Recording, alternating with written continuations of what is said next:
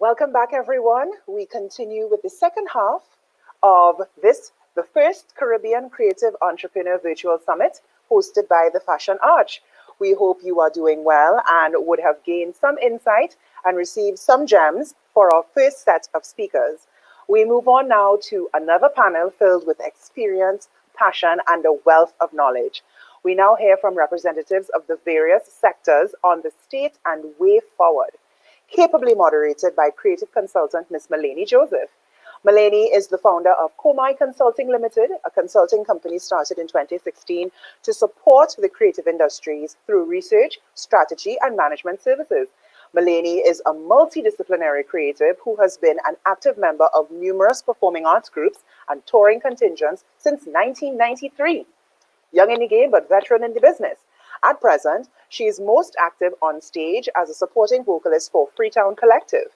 Since 2009, she has held various development and administrative roles locally and regionally in service of the cultural and creative industries in sectors including the literary arts, the visual and performing arts, and fashion. Maleni, welcome. Good morning. It's still morning, yes. Yes, it is. Hello, everyone. Happy to be here in service of this summit and this conversation. Looking forward to it. Indeed. All right. So I am going to introduce our esteemed panel.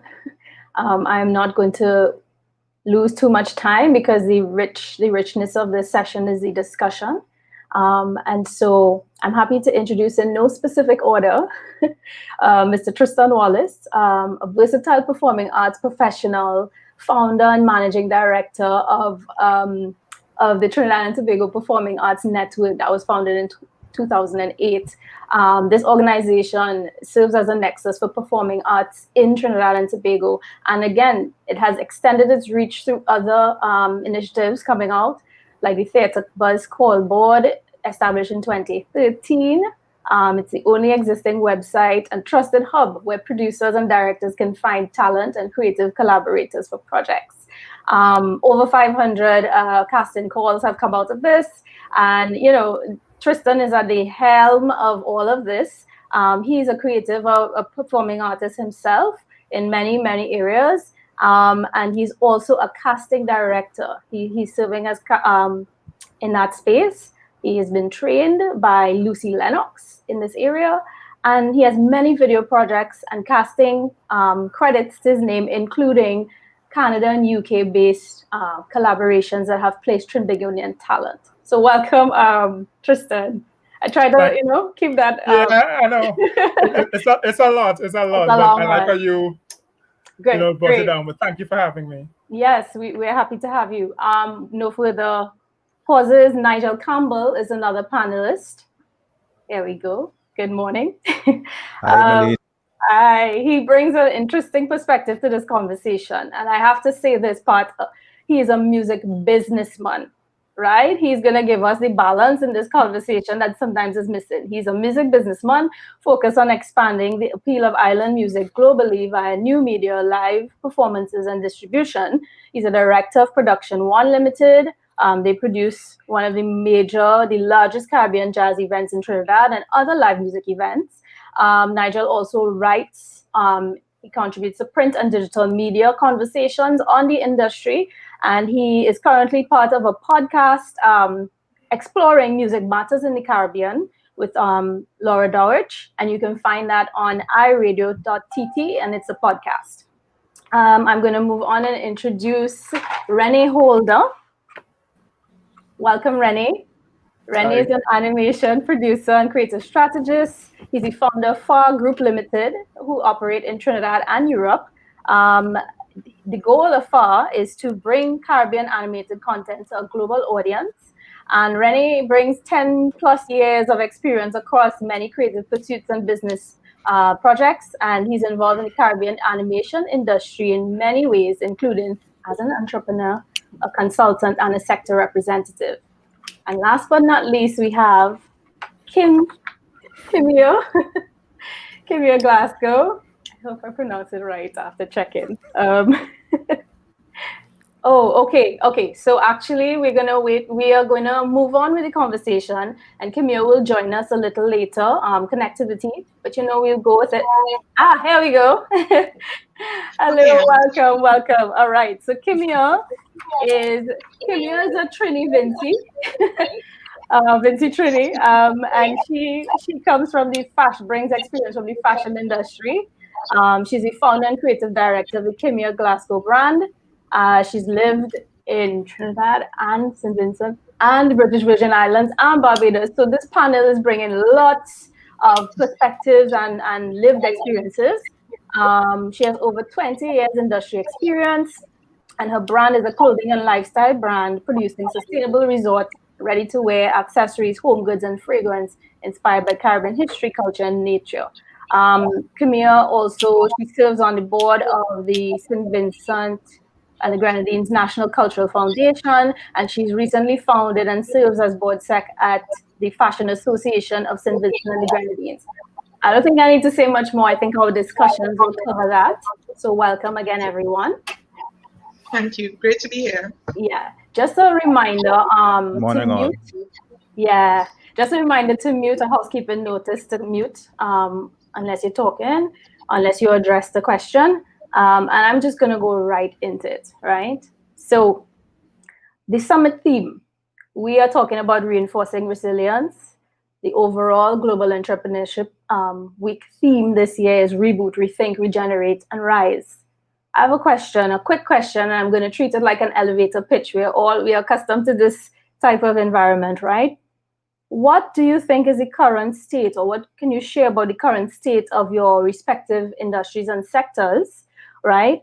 If you can speak very briefly to policy, economics, interventions, and opportunities that are currently in the space that you see. I'll begin with Renee, please. I get to be the unlucky first one. Yes. I think there's a lot of opportunities right now. I mean, with regards to COVID and everything that's happened in the past 2 years, there's sort of been a kind of a flattening of opportunities because remote work and all of these things have become a lot more of the norm. Just being able to access opportunities internationally as well, going to festivals, networking, all of these things have been virtual. I mean, we're in a virtual event right now. So it's kind of created this space where you can connect a lot easier and connect a lot freer with a lot of international people and grow your network, which obviously creates a lot more business opportunity as well. So that's definitely something that has changed and created a lot more value for opportunity, especially in the past 2 years. Okay, wonderful. I mean, also when we talk about the state of the space, I mean, have there been any challenges? I mean, but I think you were giving us the real entrepreneurial view where everything provides an opportunity to solve. Yes. Yeah. Okay. Good. Well, I'm happy with that. Nigel, can you share a little about your thoughts on the current state? Brief. Well, I'll be brief as possible. Yeah, of course. My focus within the music industry is on the live aspect of it, but in terms of recorded music, even that has been suppressed. The pandemic has created, as Renee said, an opportunity if you're into that mindset for creating, right, and curating content. However, distribution of that content, whether it's via live or even via recordings and sales and that kind of, has been muted. However, we are seeing a light at the end of the tunnel. And certainly in Trinidad, the policies have shown that for the past 2 years, live has been suppressed to the point that even Carnival, which contributes about 80% of the music industry, as we know, I'm not even sure it's going to happen next year, but certainly 2021 dampened everything.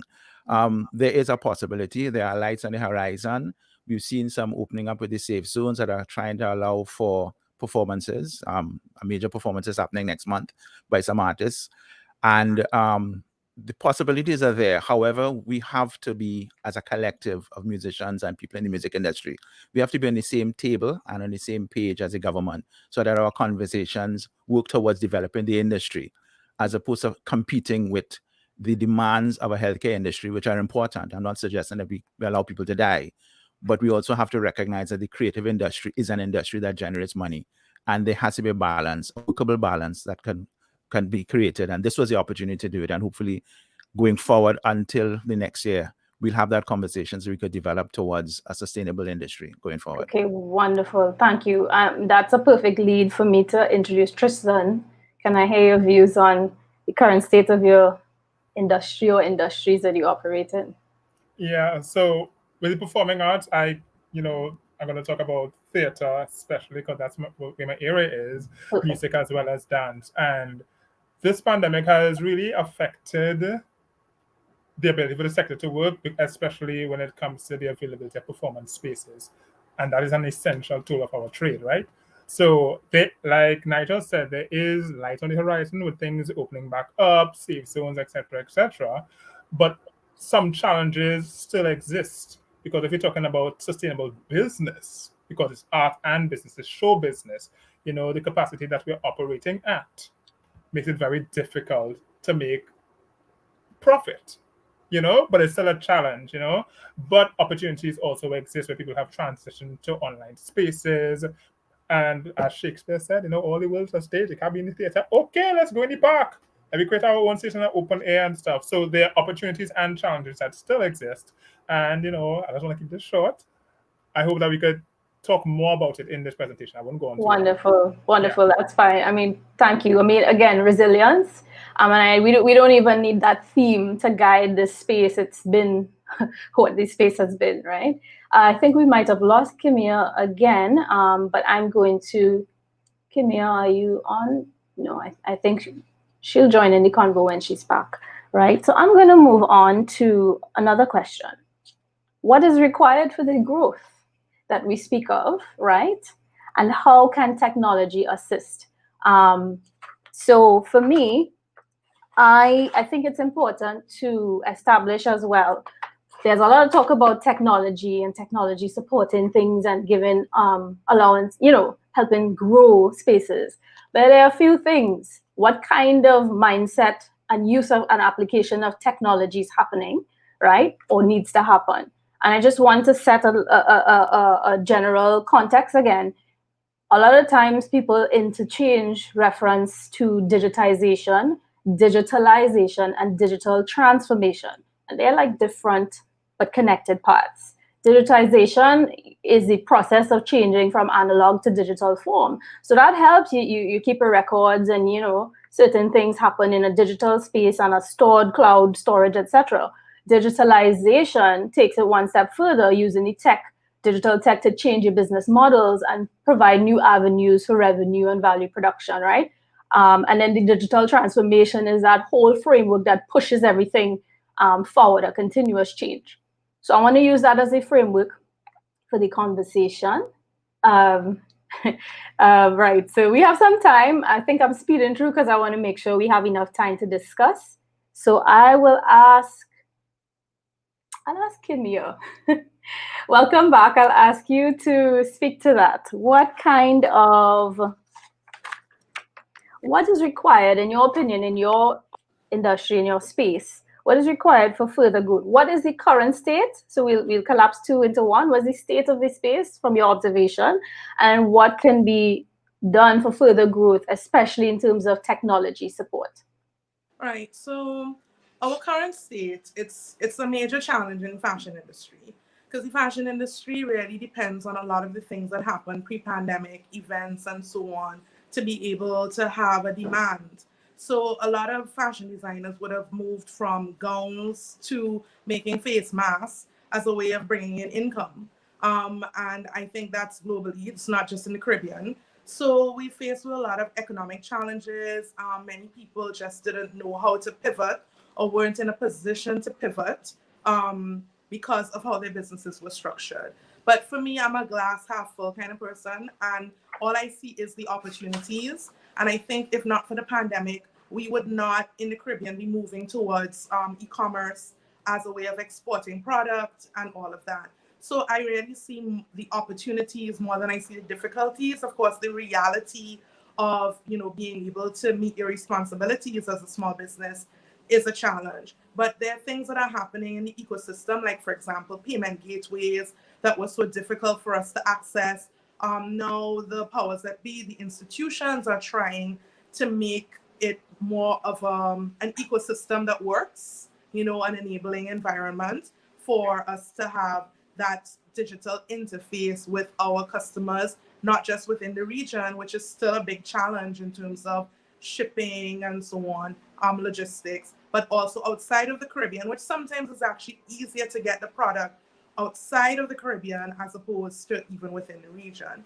So in terms of the state that we're in, for me, what designers and the fashion community should be trying to do is really find out more about where our customers are at.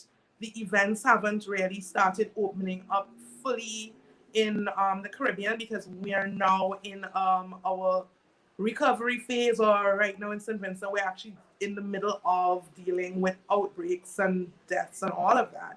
So we're not even in a position to contemplate that big reopening. We're trying to sort of do the hybrid situation. But in the entire Caribbean, you know, we know and beyond, we have to see who our customers are, what their needs really are, and find ways of answering those needs. And digitization is part of that. How do we get our product supply chain to the customer in an authentic way that actually serves the customer? That's how we're going to see a recovery in the industry. The traditional model, brick and mortar, is not going to die, but we're going to have to look maybe at hybrid models or fully digital models as a way of developing and selling our product. Okay, lovely, wonderful. So I mean, that speaks to an entire attempt at digital transformation in a sense, right? So thank you for that. I'd like to ask Renee to chime in here. I mean, and I'm sure you'll have a lot to say because I feel like a lot of what you do is digital based and technology based.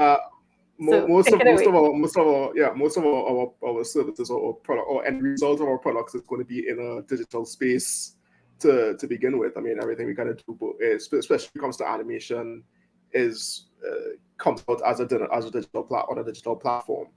Kimia mentioned a good thing, which is regards to especially with the amount of opportunities that are opening up online. I think with regards to the region, the two biggest challenges that we really and truly have is just being able to access online payments.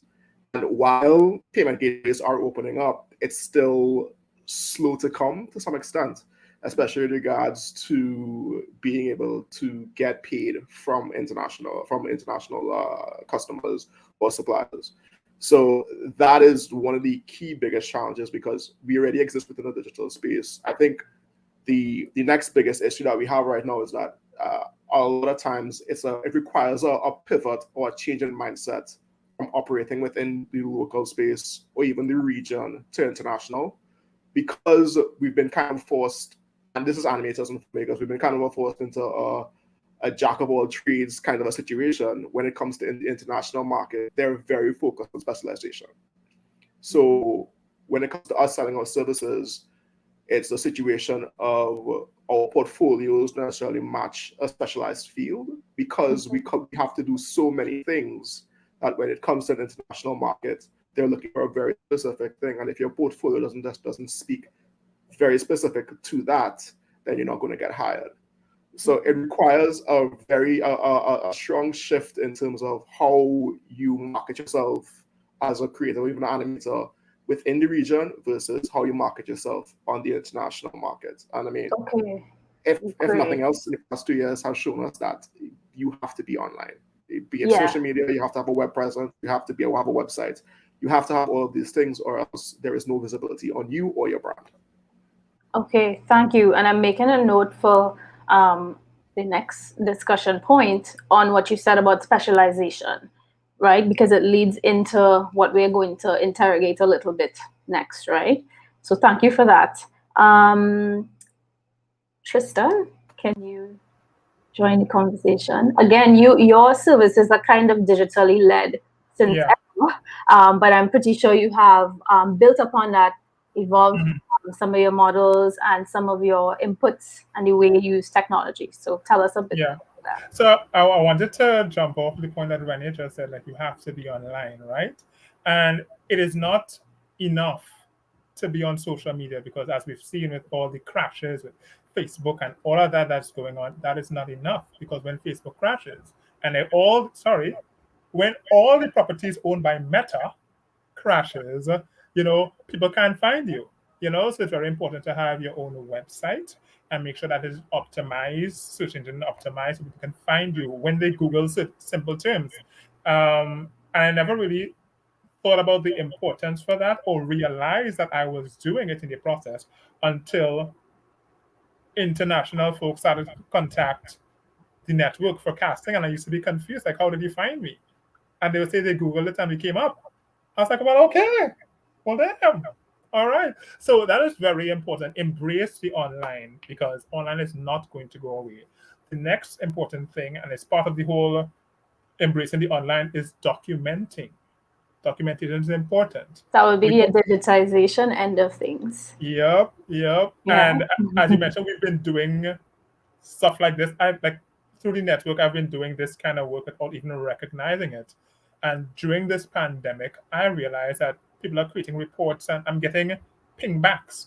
People are linking the reviews, the articles, they're using it as a reference for academic studies. Wonderful. And it made me realize the importance of having your stuff online so people can find it, because we don't want to be reinventing the wheel. We want to go forward. Yeah. So the mistakes that would have been made or the things that would have been learned in the past, we can build upon it, so we're not in the same area over and over. And the next thing is finding a way, because theater is the best experience when it's live.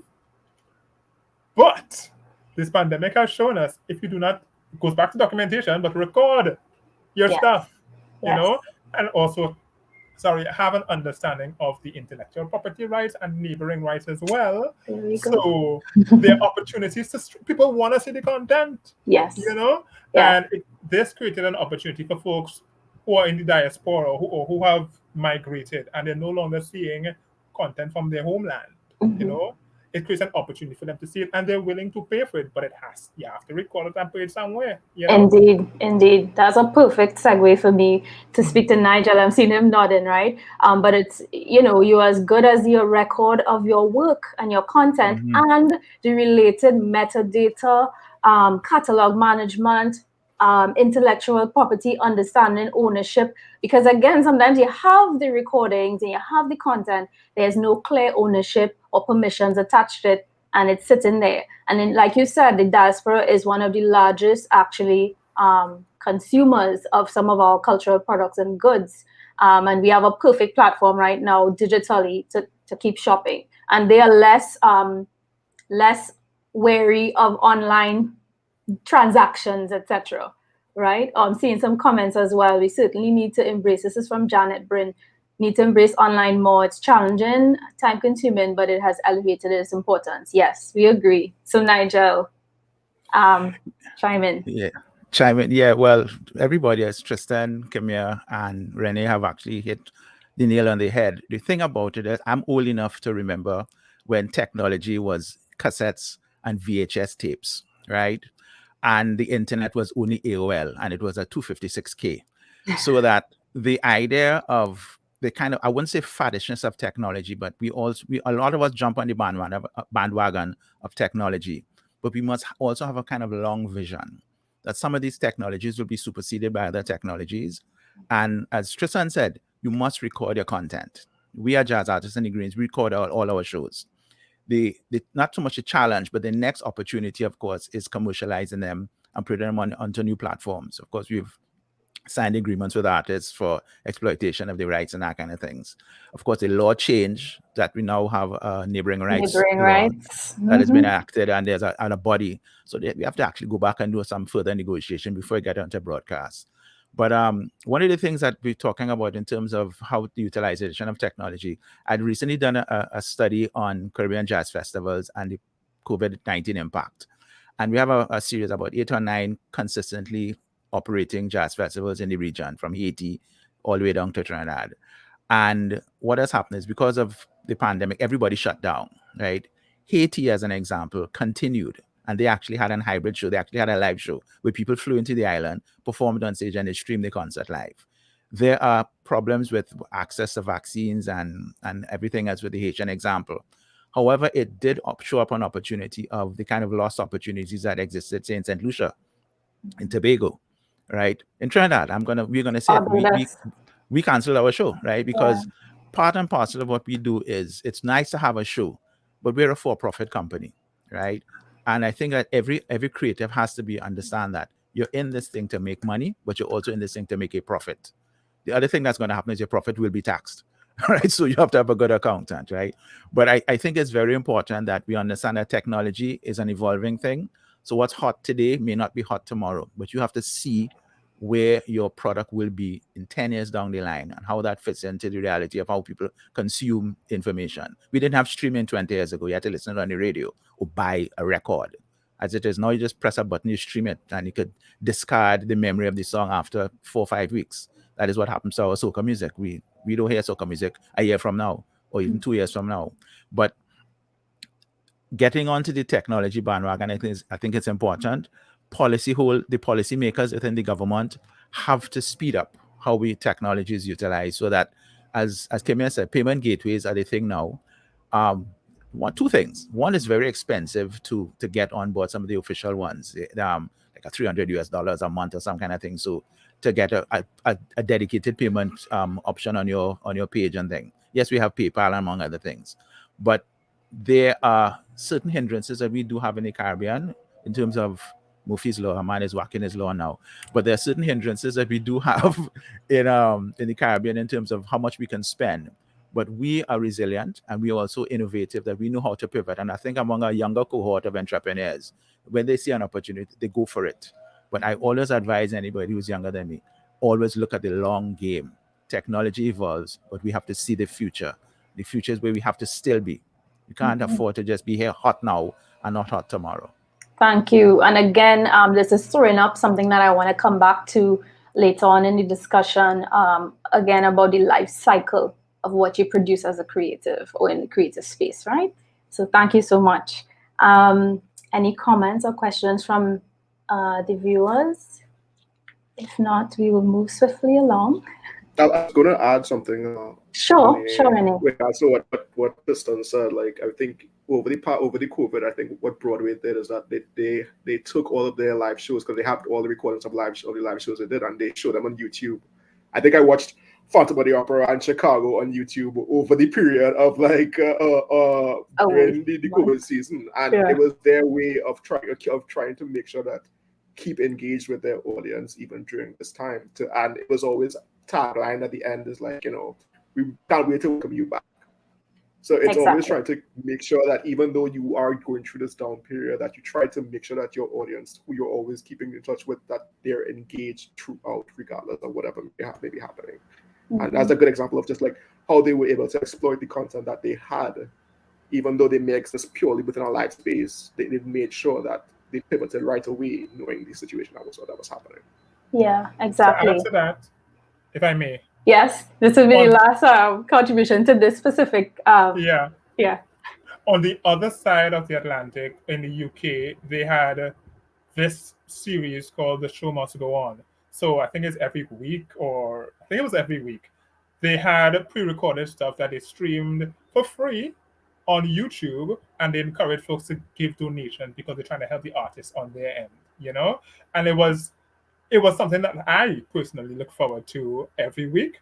And then when their theater spaces opened up, they had a live show. The show must go on. And the thing is, what was happening all that time? They're building anticipation for when the theaters open back up. Yeah. So when that live show happened, that was sold out. Again, goosebumps talking about it. Yeah. Yeah. So I wanted to contribute. Great. No, and that's okay. That's important because again, we think of digitization in terms of just business inputs and kind of cold, hard, structured things. But again, there are softer touch points, audience development, audience building, continuing to keep in touch with your fan base and your supporters, and just remaining relevant, because you're as relevant as your last relevant post or content, right?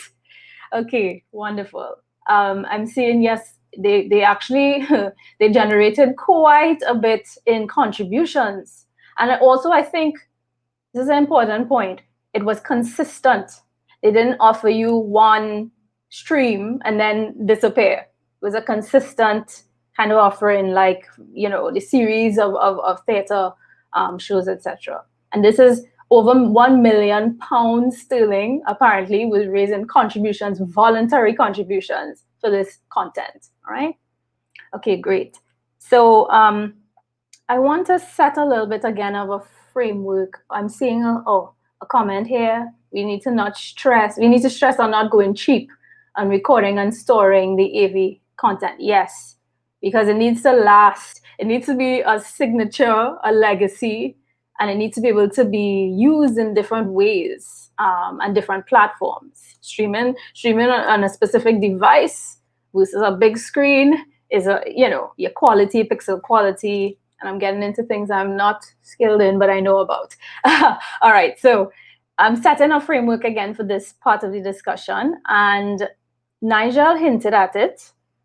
He spoke about the space not just being about creative, fun things. It's also about business, right? And I want to offer a lens, and I look at this space as an ecology. Right? I always look at this space as a creative ecology. Why? Because it's a living, organic entity that can shape shift. It can hold space for different types of activities and actors. So within our creative ecology, we have players who are for no profit. We have businessmen. We have people who are in between. We have people who are seasonally one or the other. There's content that can't or should not be commercialized because it holds spiritual significance or whatever, but all of this exists within the creative ecology, right? So I want us to just use that framework as well. But another framework or lens that I live by is your networks, right? Because we're going to talk about collaboration. Your net worth, your network is your net worth, right? Especially if you're thinking about life cycles for your products or your projects, especially if you're thinking about longevity, especially if you're thinking about collaboration. So you have to think about the whole, you have to think about specialization and where you fit into there. You have to think about your quality, because again, you're trying to build intersections. When you're going into a collaboration, you're trying to build valuable intersections. You are trying to provide value, exchange value, build more value, right? And so again, you hear about transversality as intersections define certain disciplinary categories and classifications that the spaces may have held before, but now, especially in this digital context, flattened, right? That hierarchy, that all those things are flattened, and there's more room for opportunities for partnership, in collaboration, intersections, transversality, transmedia, right? Okay, so I'm going to open up the floor to Rennie to kick us off. Can you tell us, do you think there's enough collaboration across sectors from where you sit in your sector and your space? If not, or if not enough, why might this be so, and how can we possibly improve it? I know that's a long intro, but you will cover all the points, I'm pretty sure, and I'll chime back in if I need to. Right? So is there enough collaboration? If not, why? Yeah. To be honest with you, I think my answer pre-pandemic would have been no. That there is not a lot of collaboration or anything like that, simply because I think a lot of people within the animation industry, even like filmmaking and that kind of stuff, there is a sense of scarcity. And I must hold on to what I am doing, and I don't want to know what they're doing, or I don't want them to encroach on what I am doing. Mm-hmm. And I think with the pandemic, there's been a sense of more openness, and I guess a sense of being trusting other people with what you're doing and letting them into your process as well.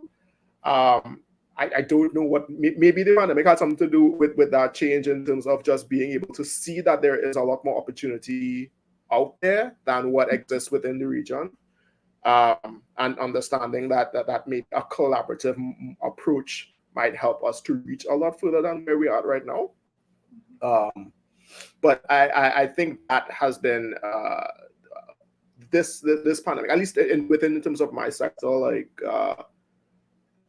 I've been able to have conversations and a lot more open conversations with people, not just within locally, but within the region, and a lot more frank conversations with regards to where the industry is at. Yeah.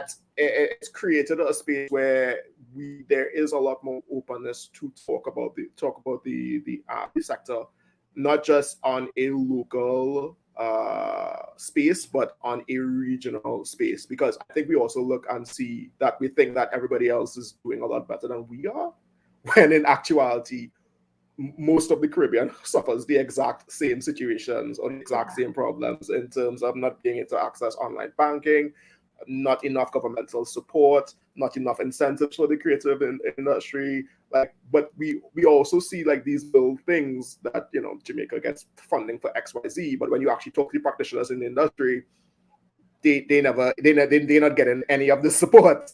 But you just see the reports and you think, oh, it's better in Jamaica, it's better in Barbados, when the reality on the ground level, it's not.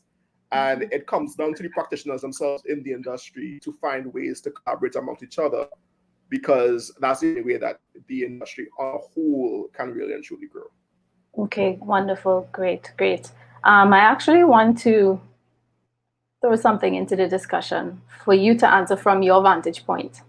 I received some feedback, passionate feedback actually, and I took a note of it. When I shared the panel ad, one of the first responses I got was, where are the visual artists on this panel? But I mean, we are talking about an industry or creative ecology that has relationships of exchange and again, I think visual arts from a traditional space may seem to be invisible, but you know, within collaborative projects, it serves in big ways that maybe we need to do better at explaining and showing. So for me, have you done any direct collaboration with traditional visual arts in the work that you have done? And have you found it easy to navigate?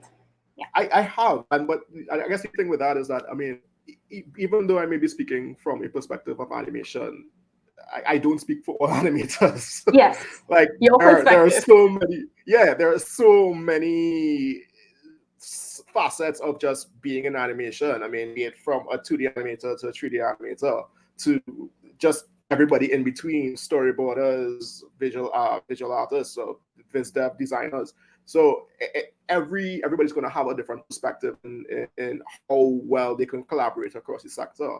And I guess to some extent it ties back into understanding where your specific value proposition is in terms of that collaboration, because you can't help everyone, but if everybody understands that, if I speak to this person or this person, then I can understand where the collaboration really is going to find the most amount of value for me, as opposed to, let's say, somebody you're already sharing a field with somebody else, then there's going to be a certain amount of distrust because you're doing the exact same thing that the other person is doing.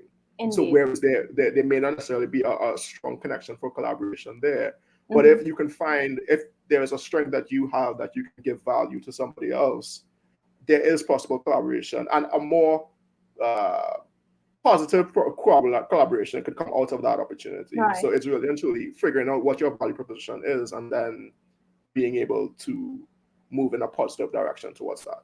Wonderful. Thanks for covering that. And I mean, I see intersections with visual arts across the ecology. Again, they sometimes are a bit hidden there. The hidden magic, set design in theater, album work, album art, publishing, book covers and designs. That's visual art, right? But it's just not in the traditional sense. It's not in the art gallery sense.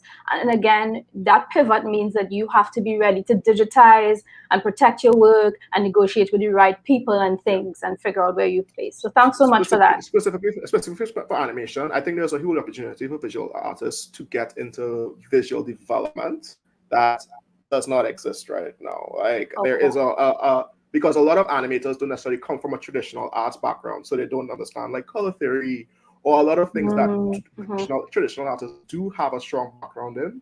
So there's a huge disconnect between that particular area of visual development that I think could be an opportunity that could be exploited. Okay, wonderful. Kimia, can I have you chime in on collaboration? What you've seen in this period in the sector that you're in, or sectors, can it be improved? Is it good enough for what we're doing now? Thanks. Well, I agree with Renee that certainly pre-pandemic, there could always be more collaboration. And I think it's been a struggle in the Caribbean for us to really find our footing, because I mean, we are classed sociologically as a low trust society, whereas collaborating with people that you don't have a familiar relationship with, a relationship of blood, is really not our thing, as opposed to say Japan or USA, where, once we have similar values or similar goals, we can find a way to form a business together. We would not have grown up together necessarily, etc. And that speaks to things like our education system, where we are not, because in the US, for example, they have fraternities and sororities, and they create that a sisterhood or a brotherhood from a relationship that's not a natural relationship. We don't necessarily have that ecosystem. And as I say to people, our history is very telling in terms of the slavery inheritances, the division that was injected into us. Plantation society. As plantation society.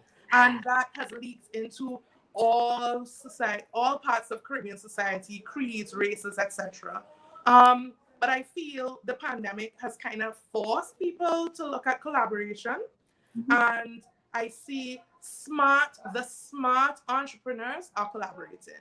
The ones who are not collaborating are the ones who are still stuck in their feelings, stuck in their mindset, and eventually you're going to see people kind of looking around and they're figuring out, well, why is that thing working over there? And they will understand that it is from collaboration.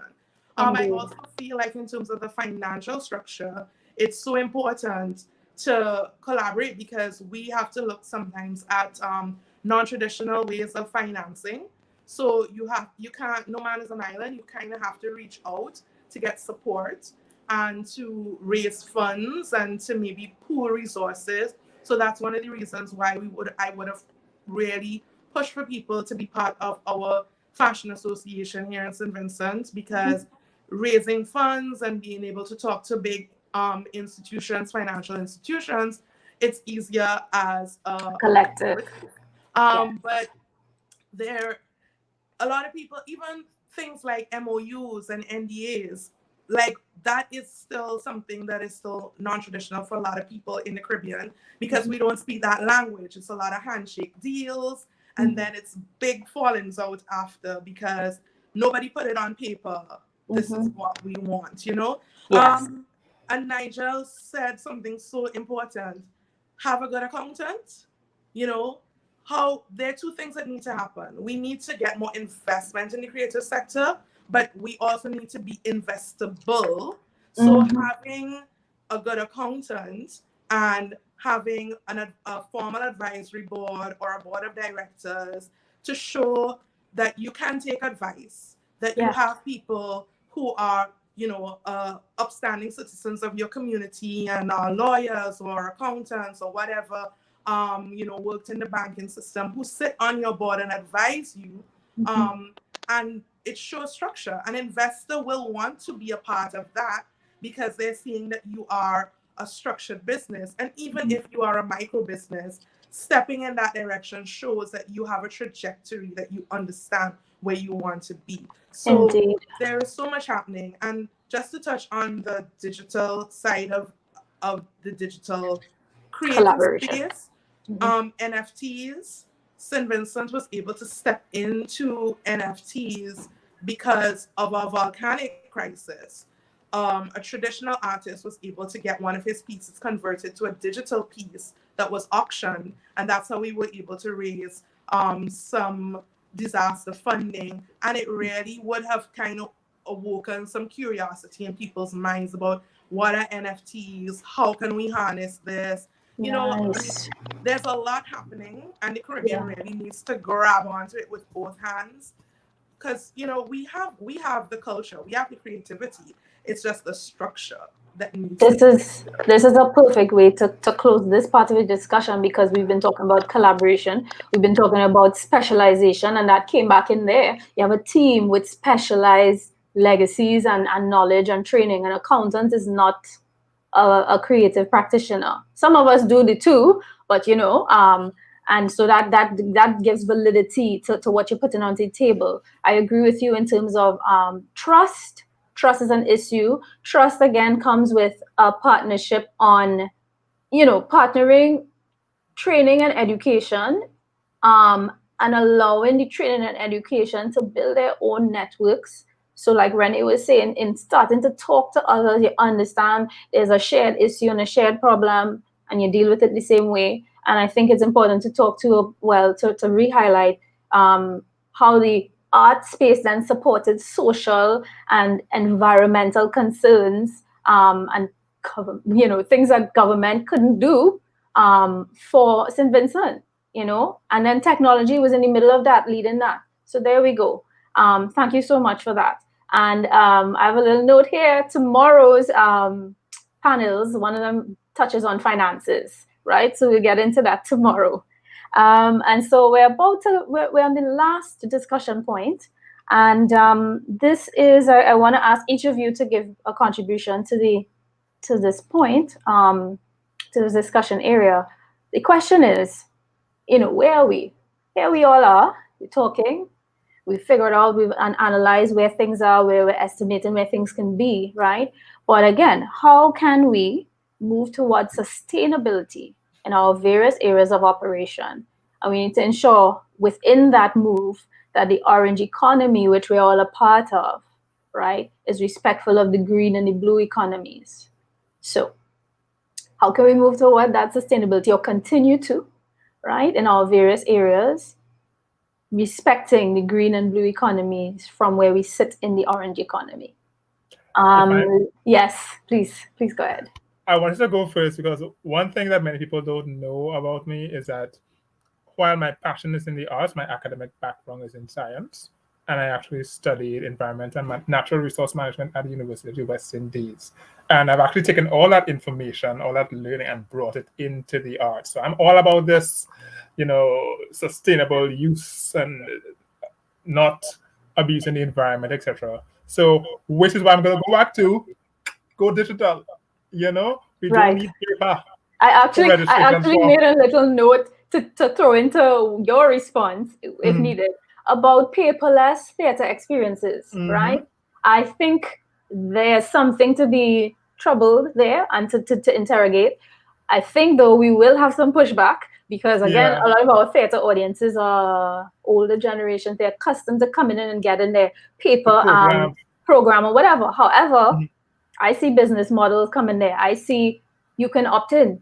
You can pay extra, you can opt in and you get a collector's edition or whatever, and there's a set number, and that's that, you know, and you pick and choose how you think, and paper tickets again. No, I mean, we even dealing with pandemic concerns. So no contact zones, better for everybody, right? Definitely. I think a couple of years ago, I can't remember which year it was, when I was doing the marketing and promotion for the Monday Night Theatre Forum, we had digital tickets. So when you come, I have my phone and I scan your ticket on my phone and acknowledge, I recognize and record that you were here. You know, ain't nobody printing stuff. You can print it if you want, if you have money to waste on paper, but you know, you don't have to. Right. And the next thing to tie back into the last session that I wasn't on screen for is collaboration. Because one thing, productions come, like, we are not the Broadways and the West Ends who have productions running for years. You know, we have a weekend or 2 weekend thing. And after you create all of that, what happens to it? Nobody uses it. Hey, if you have a production company who says, let's say someone did, I don't know, a production where there's a particular style of costume. Can we collaborate? Can I buy the costume from you, or can I rent the costume from you and augment it a little bit to match the aesthetic of my production? You know, so there's no need for like, well, okay, I'm done. So and I see intersections as well with theater, live theater, costume production, and the film industry. Exactly. You always need music industry for music videos, all these things. So I see those intersections, and it helps with the closed loop and life cycle of what lots of passion and a lot of investment goes into, like you're saying, it's once a year or it's once, like Carnival, right? But we'll trouble at What we another gonna do with time. all of that? Yeah. Right. Thank you, Tristan. Thank you so much. I'm gonna ask Nigel to chime in here. Yeah, right? I just want to say, Kimia hit the nail on the head Right. with all her contribution the last time. That said, fire coming through. Brilliant, absolutely brilliant. She was in my head and I was in her head. Needless to say, I think in terms of collaboration and the way forward, there are two things that I think have to happen. Towards sustainability, right? Towards sustainability. One is we have to have radical mind shift in terms of how we even collaborate within our individual sectors. So that the fact that England, the UK theatre companies could have these things every week, performances every week, meant that they collaborated. Individual companies that were competing business-wise got together and said, let's come together to do something. Within the music industry, we know there's a collaborative of Panmen, Calypsonians. Now there's one for promoters. We need one for the whole music industry because a collaborative head speaks the conversation with the policymakers. And we don't operate by VAPs in this country. Yes, we've had a music industry for over 100 years. And yes, the government has come in and come back out and come in and come back out. But they also create policy. They create policy for the safety of live events. They create policy for intellectual property, right? But we also have to be able, they create policy for taxation and incentives. But we as a collective have to come together. The other thing is more radical, it probably won't happen in my lifetime, is that there has to be a whole radical mind shift on how the public, the government views the creative industry.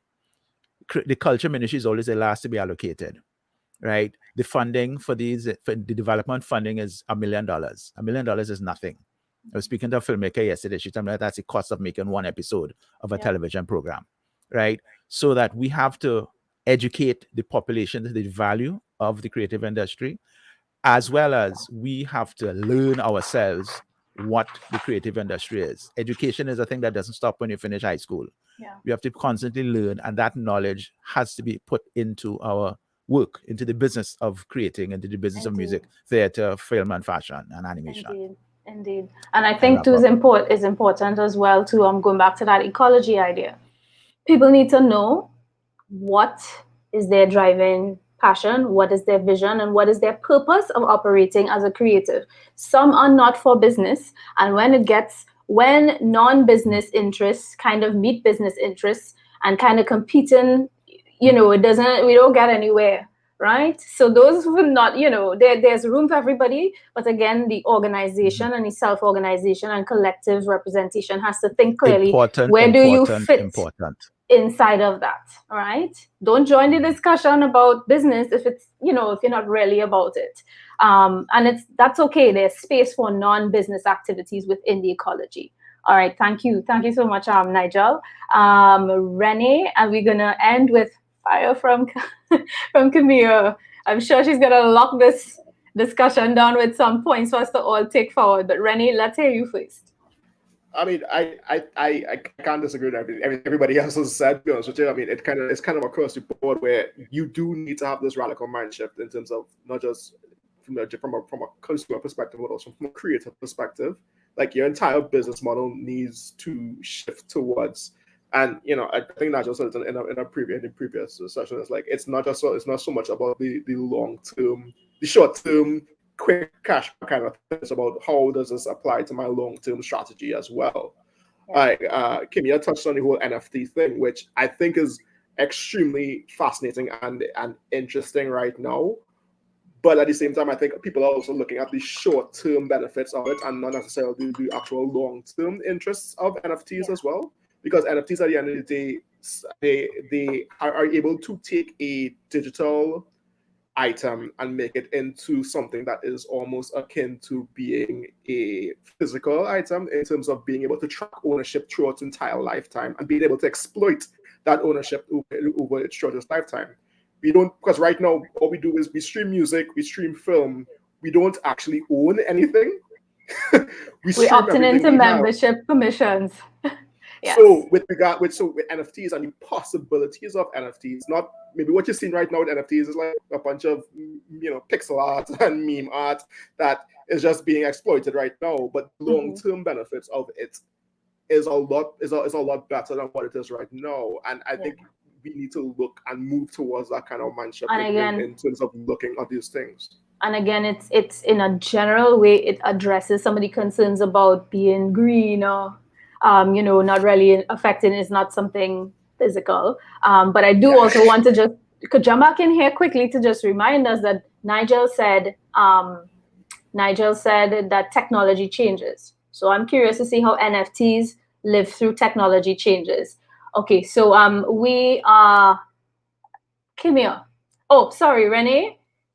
We need to wrap. But thank you, Kimia. I'm sure people will ask us things and we can return comments in the chat.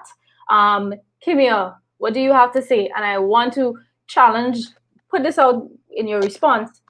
People tend to think about fashion and the fashion space and sustainability and green through fabric technology changes and whatever.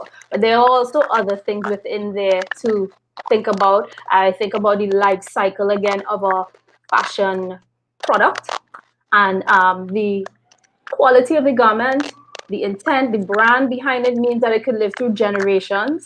I know a lot of people who have passed on generational wardrobes because they've gotten signature pieces, well done, made from mailing, made to, those types of things. So, what is the vision for sustainable progress for the fashion sector while thinking of the green economy and the blue economy?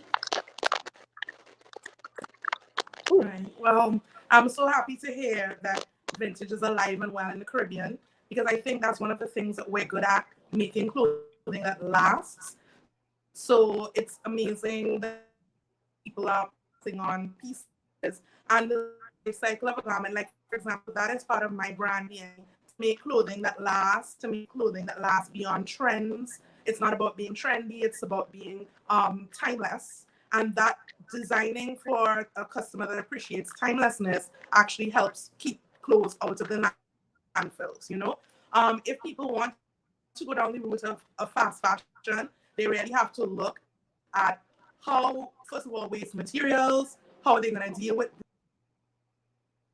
Oh no, I think we just lost Camille, but we've touched on a few things that we need to think about going forward. And I just want to close. I mean, we were going down a road there to get some more gospel truths, right? But we need to close. The panels need to kick off. But I want to close and say thank you to everyone. I think Camille is coming back on, but just in time for me to say, that I enjoyed chairing this very much needed discussion. Thank you to the event hosts for inviting us and having us. And I just want to leave a message. We are talking about resilience, rebooting, and all of that. It comes with the big T's: transformation, trust. Transformation and trust. Yeah? Okay. I think that's it for us. Over to you, MC. Thank you so much, Melanie. Thank you so much to our panelists. Oh dear, let's see. Kimia Glasgow, Nigel Campbell, Renee Holder, Tristan Wallace, and of course our lovely moderator this morning, Melanie Joseph. What a fantastic panel. It felt like a little bit of a lime to me because of course I'm familiar with all of these creatives and their work. So it was, quite enlightening and a special treat to hear them speak on this very important topic, the state of the way forward for different sectors, the visual and performing arts, animation, and fashion. A welcome discussion and great points covered by our panelists. Thank you again to our moderator, Ms. Melanie Joseph, and to the representatives of our panel.